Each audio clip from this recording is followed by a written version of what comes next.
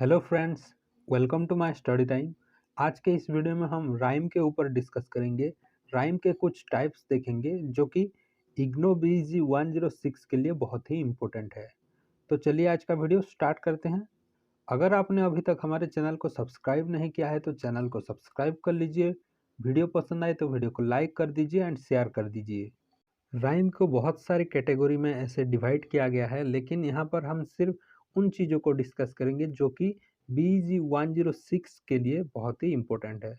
तो चलिए वीडियो को शुरू करते हैं। तो सबसे पहले देखेंगे यहाँ पर हम राइम किसे कहेंगे। तो यहाँ पर राइम का डेफिनेशन लिखा गया है, a rhyme is a repetition of similar sounding words occurring at the end of lines in poems और सॉन्ग। तो राइम का डेफिनेशन हमें पहले से ही पता है। तो राइम का डेफिनेशन क्या है? ये एक सिमिलर साउंडिंग वर्ड है जो कि लाइन के एंडिंग में यूज होता है। पोएम या फिर सॉन्ग के जो लाइन का एंडिंग होता है वहाँ पर ये राइम वर्ड यूज होता है। तो राइमिंग वर्ड क्या है ये हमें पहले से ही पता है। तो यहाँ पर एक एग्जाम्पल है एक पोएम का। तो यहाँ पर क्या एग्जाम्पल है? Faith is not build on disquisition when the things we must believe are few और प्लेन। तो यहाँ पर इस जो दो लाइन का जो पोएम है, यहाँ पर आप देख सकते हैं लाइन का जो एंडिंग है वैन एंड प्लेन। तो यहाँ पर ये जो वर्ड है ये दोनों राइमिंग वर्ड हैं, ठीक है। यहाँ पर ये दो वर्ड एक राइम है, ठीक है। तो राइम का मतलब आपको पता चल गया होगा कि जो सिमिलर साउंडिंग वर्ड होते हैं पोएम के लाइन के एंडिंग में उसे हम राइम कहते हैं, ठीक है। अब हम देखेंगे मस्कुलिन राइम किसे कहते हैं। तो हमें पता है कि राइम में क्या होता है, जो लाइन पोएम या फिर सॉन्ग का जो लाइन का एंडिंग वर्ड होता है उसका काफ़ी सारा यूज होता है। तो यहाँ पर सेम एग्जाम्पल को देखेंगे। यहाँ पर faith is not built on disquisition when the things we must believe are few और प्लेन। तो यहाँ पर ये जो पोएम का जो हिस्सा है इसका जो वर्ड है एंडिंग वर्ड है वो है वेन एंड प्लेन। यहाँ पर ये जो वर्ड है वेन एंड प्लेन ये दोनों एक सेंटेड मोनोसिलाबिक वर्ड हैं, ठीक है। इस सेंटेड का मतलब जहाँ पर भावेल पर ज़्यादा स्ट्रेस दिया जाता है। तो ऐसे ही जहाँ पर भावेल पर ज़्यादा स्ट्रेस दिया जाता हो एंड मोनोसिलाबिक जहाँ पर सिर्फ एक ही सिलाबल हो, तो ऐसे ही राइम को क्या कहेंगे हम? मस्कुलिन राइम कहेंगे। तो ये जो पोएम का हिस्सा है इसे हम मस्कुलिन राइम कहेंगे, ठीक है। आई होप आपको मस्कुलिन राइम क्या है समझ में आ गया होगा। अगर किसी पोएम का जो लाइन का एंडिंग है वहाँ पर ए सेंटर्ड मोनोसिलेबिक वर्ड यूज किया गया है तो उसे हम मस्कुलिन राइम कहेंगे, ठीक है। अब हम देखेंगे फेमिनिन राइम किसे कहते हैं, ठीक है। यहाँ पर एक एग्जांपल आप देख सकते हैं, then to come in spite of sorrow and at my window bid good morrow. तो यहाँ पर ये जो पोएम का हिस्सा है इसका जो लाइन का एंडिंग है सोरो एंड मोरो, यहाँ पर आप देख सकते हैं ये जो वर्ड है ये क्या है? दो सिलाबल है यहाँ पर, मतलब डाई सिलाबिक वर्ड यूज किया गया है यहाँ पर। When accented syllable is followed by an unacented syllable the rhyme is called feminine। तो यहाँ पर ये जो वर्ड यूज किया गया है डाई सिलाबिक वर्ड है एंड पहले तो एक स्ट्रेस्ड सिलाबल यूज किया गया है एंड सेकंड में जो क्या है ऑन स्ट्रेस्ड सिलाबल यूज किया गया है।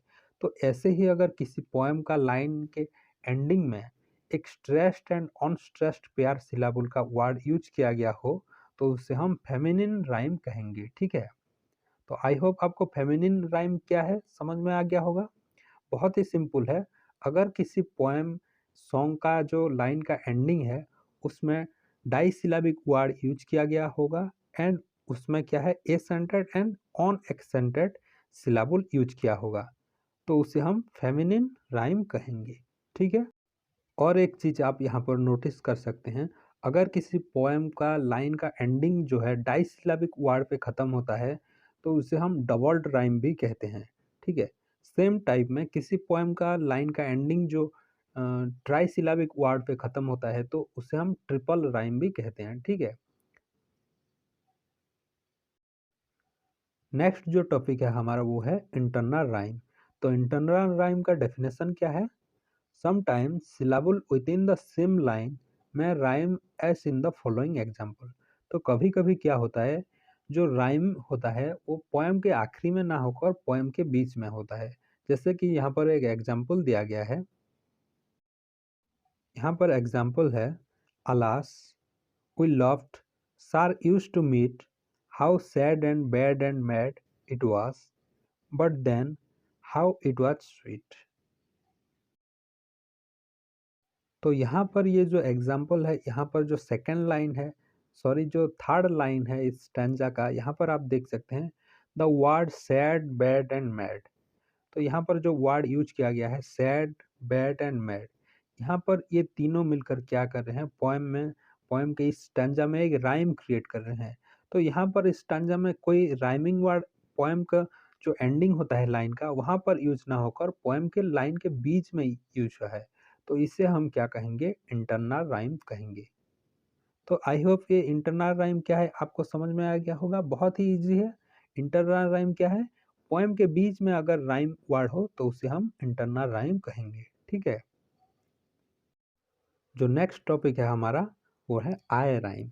आई राइम हम किसे कहेंगे, when rhymes are only rhymes in appearance and not in sound, then it is called eye rhyme.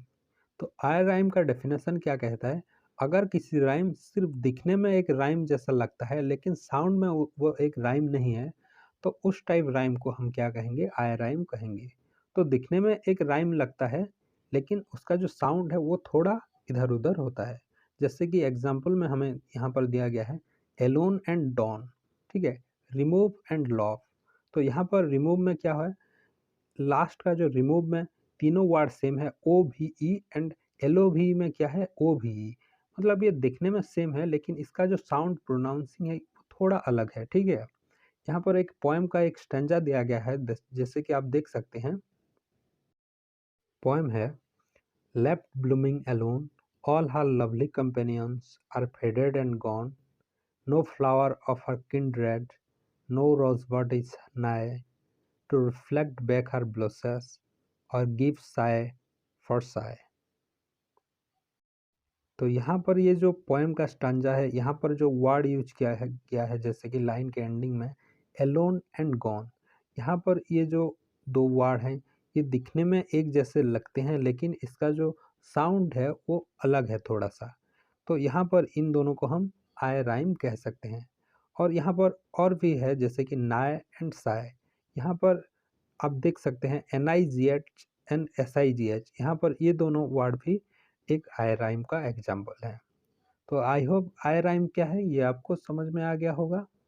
तो यहाँ पर ये जो वीडियो था, यहाँ पर हमने जो भी चीज़ डिस्कस किए वो सिर्फ इग्नो BG 106 के लिए है। तो यहाँ पर मैंने फुल जो राइम का जो टॉपिक्स है उन्हें नहीं डिस्कस किया है, सिर्फ इग्नो BG 106 में जितना है उन चीज़ों को मैंने यहाँ पर डिस्कस किया है। ठीक है, तो वीडियो पसंद आई तो वीडियो को लाइक कर देना, शेयर कर देना एंड सब्सक्राइब कर देना इस चैनल को।